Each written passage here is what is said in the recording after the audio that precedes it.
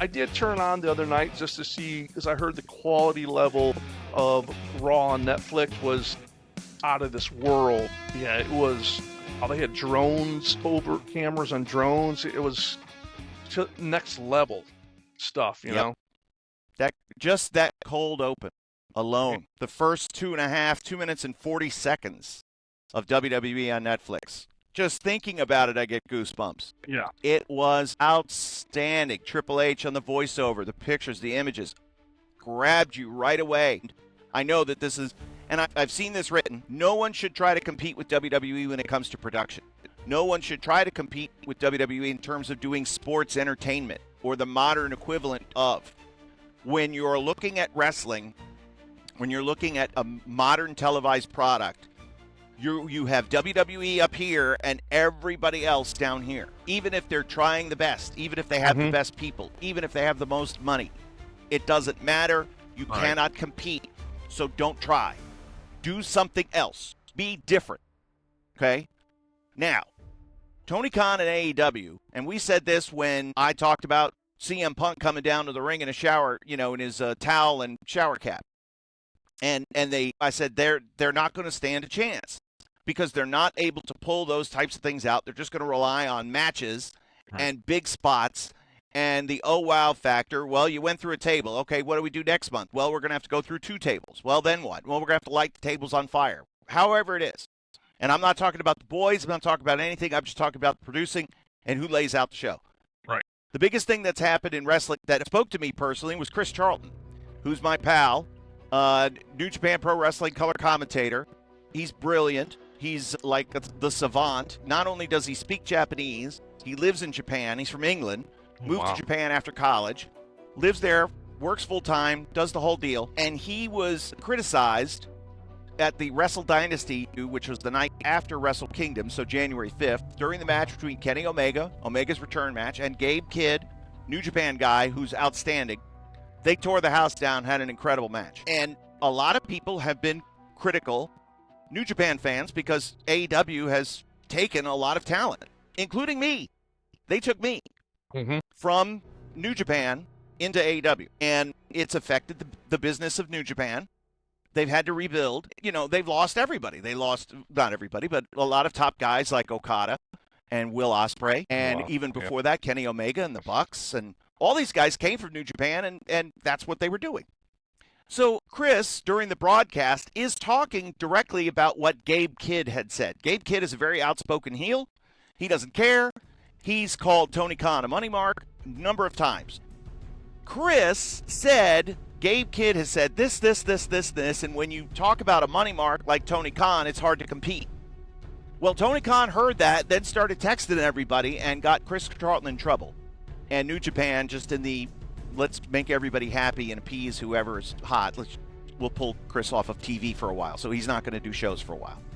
It's not the end of the world. Chris is upset by it. Chris, of course, was upset by it. Chris talked to Kenny about it.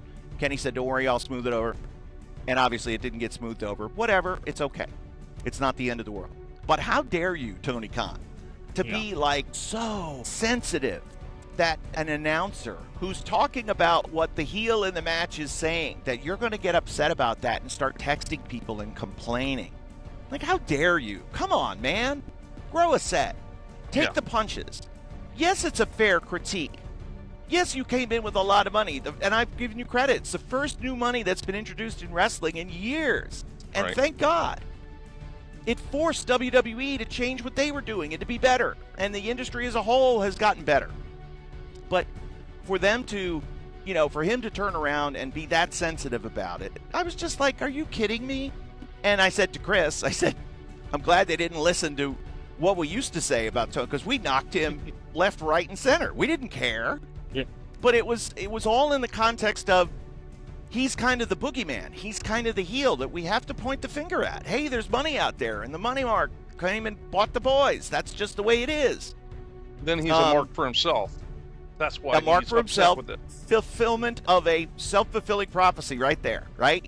You get critiqued as a money mark, and then you act like one. Yeah. Okay?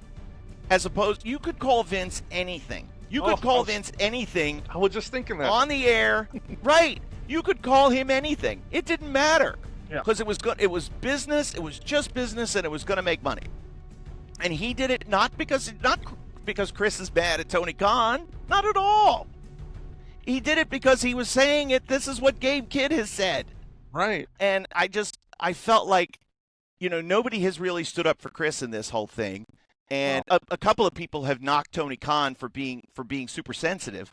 But nobody's really stood up for Chris. Like, did you listen to the quote? Did you listen to what he said? Because I did. And when I listened to it, and I listened to it twice because I wanted to make sure I heard it right, I totally got it. Could he have said Gabe Kidd more? Yes. Could his broadcast partners have jumped in and said, now, Chris, you're just talking about Gabe Kidd's point of view, right? And he would have said, yes, that's what I'm talking about. Gabe Kidd said this. Everything would have been better? I don't know.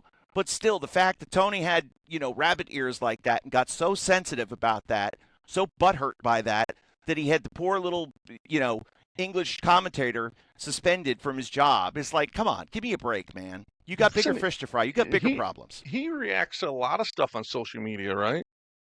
He sells all the time. People have gotten text messages from him. Friends of mine have gotten text messages from him when they have put stuff out on social media. Wow. And that's like, hey, that's not cool or whatever. And It's like, are you freaking kidding me? Don't you have something else to do? And that's not to your point. Like, he'll go right after fans on Twitter or whatever and respond to things that they've said, like come back and looking for fights. What are you, crazy? Yeah, Why would you do that? You can't do that. No. It's just another, when Cody left AEW, it was a big shot to the company because now they no longer had a public face. Right. And the public face of AEW after that became Tony Khan. De facto face of the company became Tony Khan. That should have never happened. And I get it. Everybody wants to be in the spotlight. Everybody wants that moment in the sun or whatever. He may have the best intentions at heart, but no, I'm sorry. And you know how hard it was for Vince Russo to get Vince McMahon to do the things that he did? Oh. It took arm twisting. I'm not kidding. Do you think we would come up with ideas or Russo would come up with ideas and bounce them off of us? What do you think about this? I'm like, and then we would just say, I like the idea. Is Vince going to go for it? He's, well, I'll try. And then he'd come back downstairs and he went for it. I couldn't believe it. And it would always be Vince doing more.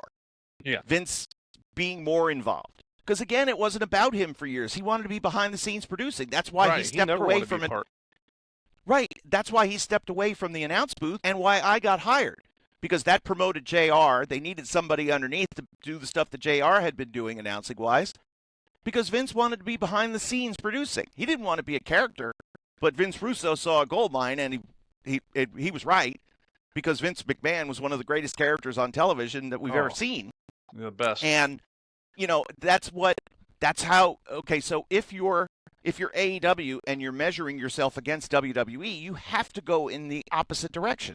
You can't do that. You have to be different. And I think that's going to be one of their biggest struggles. But I just wanted to give Chris Charlton a shout out here because he's awesome. He's one of the nicest guys I've ever met, and I loved working with him, and I want to work with him again, hopefully someday. And I just felt like he got the raw end of the deal with what happened. And of course, he'll be fine. It's not going to be the end of the world, but nevertheless, be better, Tony Khan. Quit being a crybaby. So there you go. Quit being a crybaby.